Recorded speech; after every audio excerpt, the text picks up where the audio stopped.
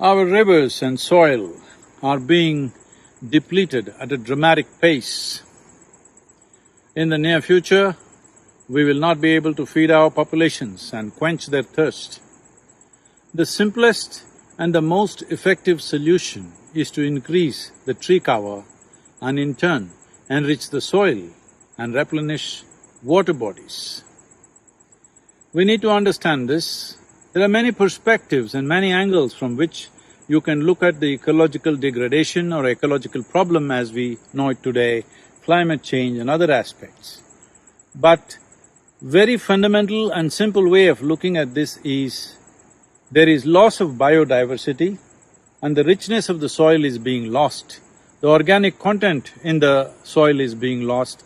That means soil, the rich soil which supports life is turning into sand in some sense. This is called as desertification. All that we know as life on this planet, over 90% of it or more, essentially is happening within the top 39 inches of the soil. 39 inches of topsoil is nourishing every part of life, from a microbe to an insect, to a worm, to bird, to animal, trees and human beings. All our lives, our food is grown within this 39 inches. What needs to happen here is, right now, 25% of the agricultural land on the planet is being declared as fallow or degenerated soil. Well, the best solution would be to bring at least 40% of the landmass, arable landmass on the planet under tree cover.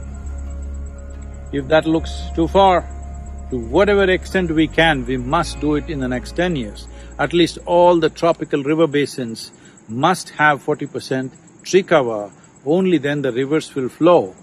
Above all, enriching the soil, the richness of the soil determines the vibrance of life that happens on this planet, including ourselves. Our health, vitality, well-being is determined by the richness of the soil. And the only way you can enrich the soil is by these wonderful trees, the leaves from the trees and the animal waste. There is simply no other way to put back organic content. Machines cannot do it. This is the only way to do it. So, it is important to put back the trees, but the question is always about where is the land, on whose land shall we put this? See, we need to understand this. Right now, 51 million square kilometers of land is being farmed. Out of this farmland, 40 million square kilometers of land is being used to raise animals and their food. You don't have to give up meat if you have surrendered to its taste and its nourishment, it's fine with me. But if you reduce your meat consumption by 50%, 20 million square kilometers of land will become available for tree plantations. 20 million square kilometers of land, if you bring back tree cover, believe me, you would have reversed the whole impact of climate change in the last 50 years, in the next 25 years. The amount of carbon that we have put out into the atmosphere can be easily sequestered just by this. Right now, we are working on one river basin, that is Cauvery, 83,000 square kilometers, 2.42 billion trees, 5.2 million farmers, over 85 to 86 million people. Their life will change in the next 8 to 10 years' time if we successfully make this happen. Whose work is this? Is this my work? Is this the work of a certain organization? Is it the work of a government? No, we need to understand this is a generational work.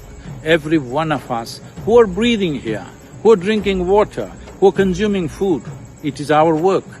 If every one of us do not participate in this, we will fail. What failure means is, right now, all the studies show that we have topsoil for farming only for another maximum of 60 years. That means we want to end human race in 60 years, we want to end all other life on this planet. What is our intention?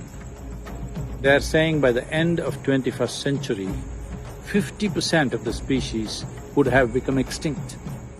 Where are we heading? This is our time on the planet.